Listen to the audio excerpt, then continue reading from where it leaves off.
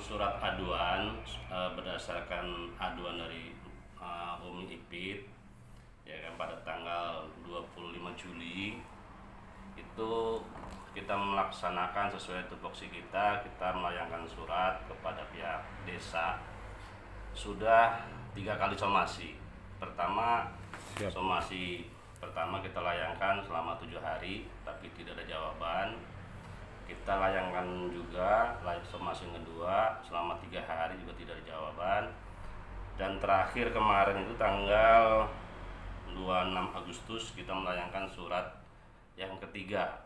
Sampai ini hari tidak ada jawaban juga. Artinya pihak desa atau kepala desa ungkam 1000 bahasa tidak memberikan keterangan apapun terhadap kita. Meminta kutipan C Persil Kohir 755 Persil 18 yang kita minta itu, dan pengetahuan kepala desa tentang kedudukan tanah tersebut yang saat ini sudah ada bangunan 3 kios, 1 puskesmas pembantu, dan tanah kosong kurang lebih 700 meter. Sampai ini hari mereka juga diam, tidak ada bahasa apapun dari kami, tidak ada jawaban, seolah-olah mereka tidak mengerti atau belum membaca atau emang sengaja tidak mengerti atau sedang menyiapkan jurus-jurus tertentu untuk melawan kita lakukan. Dan terakhir kami kemarin dari anggota kami sudah mengunci sementara puskesmas pembantu untuk tidak ada kegiatan sementara sampai dengan urusan ini selesai, baik secara hukum maupun secara musyawarah. Sebelum ada somasi ketiga, ada dari somasi kedua itu ada yang hadir ke sini mengaku sebagai utusan dari Bulurah ya Pak? Kepala desa. Cuman entah itu benar atau tidak kita juga belum tahu ya, hanya sebagai utusan untuk mencari win-win solusinya. Tapi ternyata itu juga tidak ada tindak lanjut. Makanya kita lakukan surat ketiga dan penguncian kantor puskesmas pembantu ke pelaporan Irwasda, Inspektur Pengawas Daerah. Kenapa? Di dalam informasi publik, keterbukaan informasi publik, seharusnya pihak desa memberikan keterangan-keterangan yang kita pinta sebagai pelayanan pemerintah terhadap masyarakat.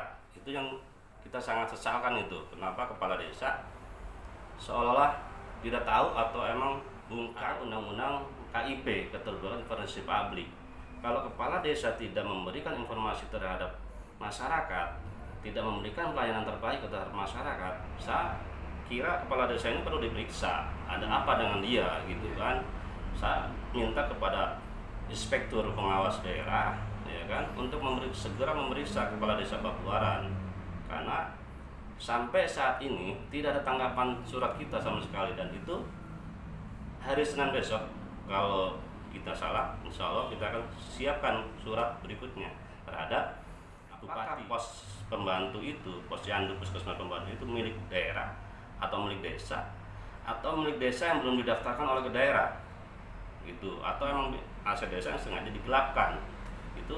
Makanya saya minta kepada inspektur atau bupati memanggil kepala desa untuk segera diproses tentang aduan permohonan kami yang tidak ditanggapi oleh kepala desa. Hukum pasti harus dijalankan.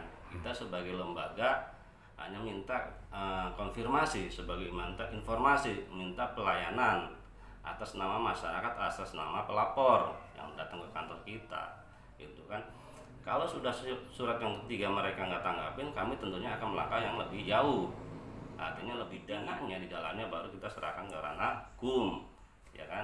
Sampai saat ini kita belum masuk ke ranah hukum di kepolisian ya kan, atau kejaksaan. Nah ini kita masih langkah-langkah persuasif. Kalau dianggapnya angin lalu ya mohon maaf, kami juga akan melakukan upaya-upaya hukum untuk mengembalikan kalau itu tanah benar punya Umi Ipit, dikembalikan kepada pemilik.